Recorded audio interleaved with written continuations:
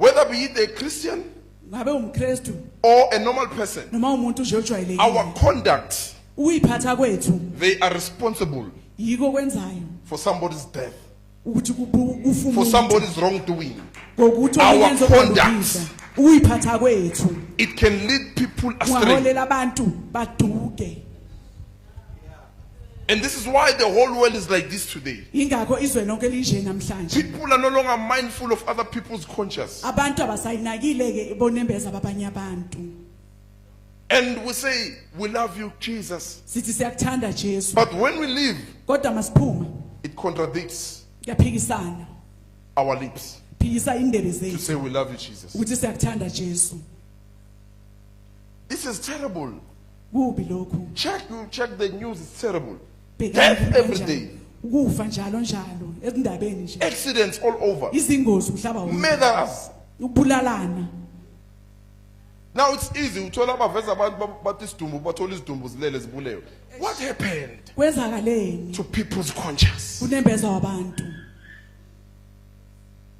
Why is it easy now to kill?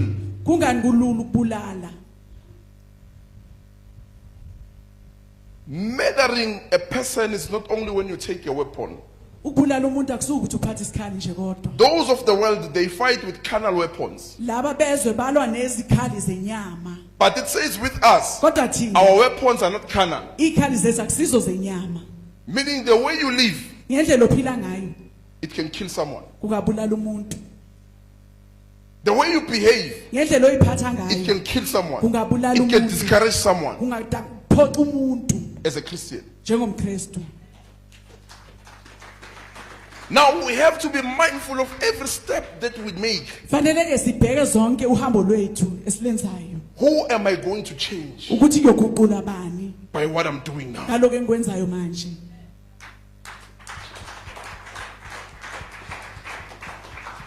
Who's going to change? ubani oyoguquka It's painful. kubhlungu And it's also dangerous futhi nakuyingozi to be in partnership uba sebudlelwaneni or in fellowship noma ubudlelwane with anyone who's not afraid to destroy a soul. nomuntu ongasabi ukubhubhisa umphefumulo It's dangerous. kuyingozi Anyone who's not afraid noma ubani ongasabi to destroy a soul ukubhubhisa or a umphefumulo conscience, nembeza whether in fellowship ngobudlelwane or in partnership noma ubunye or in marriage, noma emshadweni it's dangerous. kuyingozi It's dangerous kuyingozi because you live, you do whatever. ngoba uyaphila wenza noma yini You're not being mindful. awunandaba If my actions ukuthi izenzo zakho will destroy someone, zingabhubhisa omunye umuntu it's terrible.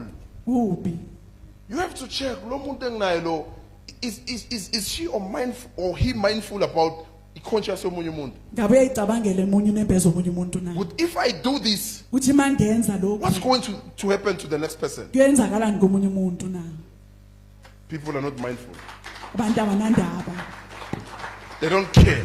abanamsebenzi They don't care. abanandaba Now we have a destroyed society, destroyed families. sobhubhiseke imindeni Everything is nomphakathi destroyed. konke kuyabhujiswa nje Destroyed families. Everyone has got boldness to do what is wrong. wonke umuntu unesibindi ke manje ukwenza okungalungile Because we are not mindful. ngoba sinandaba Who am I going to destroy ukuthi ngiyobhubhisa abani if I do this? uma ngenza lokho That's where the fear of God begins to be applied now. ilapho ukusaba uNkulunkulu kuqale kufanele kwenzeke If I do this, uma ngenza lokho I'm going to cause this harm ngiyoyenza nabo ubungozi to this person. kulomuntu That's why 1 Corinthians chapter 8, ingakho beKorinto kuqala verse 8. Apostle Paul speaks about the matters of eating. umpostoli Paul ukhuluma ngendaba zokudla He says, if I would eat and destroy somebody's conscience, uma ngingadla bese ngibhubhisa inembezo omunye I umuntu would rather not eat. ngamane ngingadli I would rather not eat ngamane ngingadli just to save someone. uthi nedi ngisindise omunye umuntu He says, I would rather not eat ngamane ngingadli so that that person's conscience must not die kuze unembezo walomuntu angazofa because of me. ngenxa yami You jump again, chapter 9. Uphinde uye He ku-9. speaks. He says, do I not have any rights? Uthi anginalo na ilungelo Just like any Christian brother. njenga wonke umfowethu ongumKristu To do what they are doing. ukuthi ngenze lokho abakwenzayo. He says, I have it, but Uthi I will nginalo. not do it. Uthi ngeke ngize ngikwenze. I will not do it. Ngamane ngakwenzi. Where are Christians who are like that? Akuphi na amaKristu anjalo. I have freedom to do this. Nginenkululeko okwenza lokhu. But for another person's sake, Kodwa ngenxa yomunye I would umuntu rather not do it. ngamane ngakwenzi. I would rather not do it. Ngamane That's ngakwenzi. where we say you've got the love of Jesus. Ilapho ke sisho khona sithi unothando lukaJesu. Because I was begging wena ubheka omunye umuntu. Good manga yenza so, lo yapi lo. I would rather not do it. Ngamane I ngakwenzi. love how Apostle Paul puts it. Yakuthanda umphetho Paul makasho. Oh. Now he comes, 1 Corinthians chapter 4, Yeah, verse buya 4. kuKorinte. He says, no one can judge me. Uthi akekho ngangihlulela. Even I myself. Kwasamina uqobo I lwami. cannot judge myself. Angikwazi ukusihlulela. And then he concludes by saying, my conscience Kodwa unembeza. is clear. Ulapha. Meaning I know that by any conduct, Uthi ngiyazi ngokuyiphatha nje. I didn't lead anyone astray. Azange ngidukise umuntu. I didn't lead anyone astray. Azange ngidukise umuntu. So those are things we have to be mindful of. Lezo ke izinto ekufanele sizinake. The moment you preach, Ngalesikhathi ushumayela, you sing, ucula, you serve in the house of God, you do ukhonza whatever. nje wenza konke usebenza Don't izinto look at kaNkulunkulu. yourself. Ungazibheki wena. Be mindful of others. Cabangela abanye abantu. Conscious means be mindful of others, not only of yourself. Uba nonembeza kuchaza ukuthi ucabangela abanye abantu. Because Hayi wena. every time your conscience will interfere to warn you, Ngoba njalo unembeza wona uzongenelela awenzeli for ukuxwayisa. wena personal. Uthi lo munye. That's why if somebody wenza umuntu into wrong, unembeza uthini? Awenzanga kahle.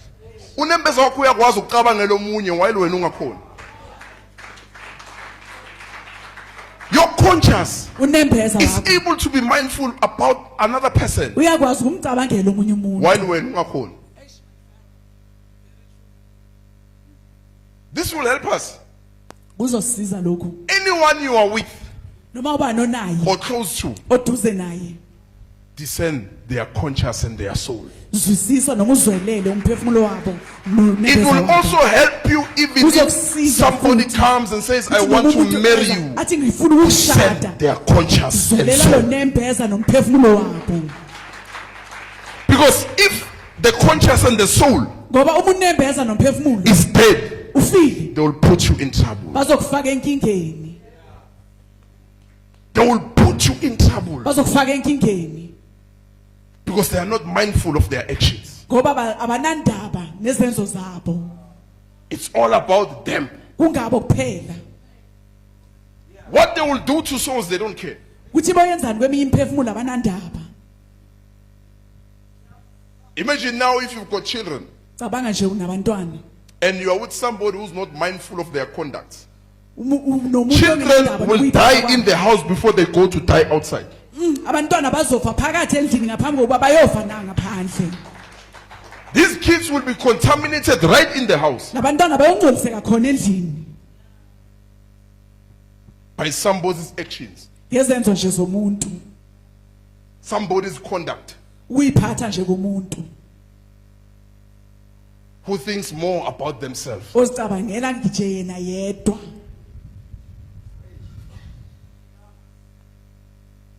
This is going to help a lot of people. Lokuzosiza abantu abaningi.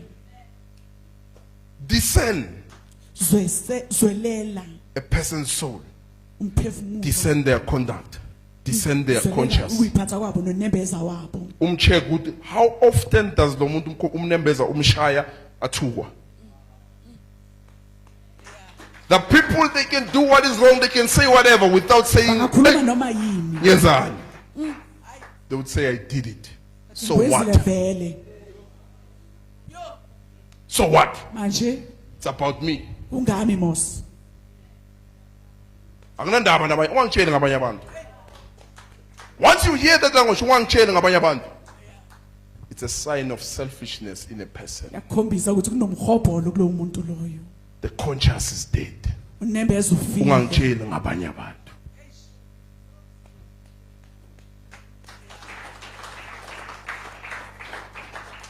It's a sign that there's a problem with that person. kuyakhombisa ukuthi kunenkinga ngalomuntu The choices they make, izinqumo abazithathayo they are not mindful. abanandaba Who will I hurt? ukuthi ngiyolimaza abani. And when you are not mindful of your actions, Mongazicabangi ke izenzo zakho who you will hurt, ukuthi who uyolimaza you will abani, destroy. ukuthi uyobhubhisa abani. That's where we say, awunavalo, awusabi lutho. And wanandaba ukuthi ungalimaza ngakhi abantu. Let's look at this as a parent. Look at this as husband and wife. Njendoda Look at nomfazi your conduct. bhekani ukuyiphatha kwenu,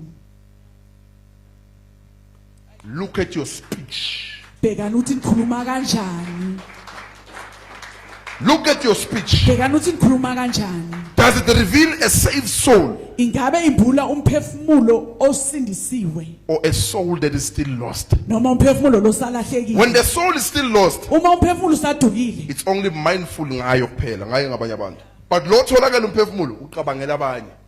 Lo sazulazula angisho usazifuna ukuthi ngubani awuzazi. So your actions awunandaba now.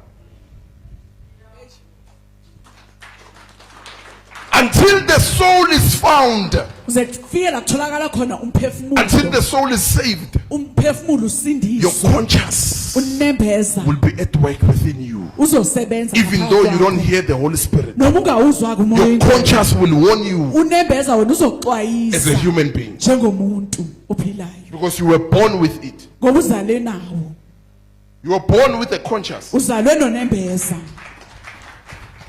Anyone, noma ubani osindisiwe uzalwe nonembeza.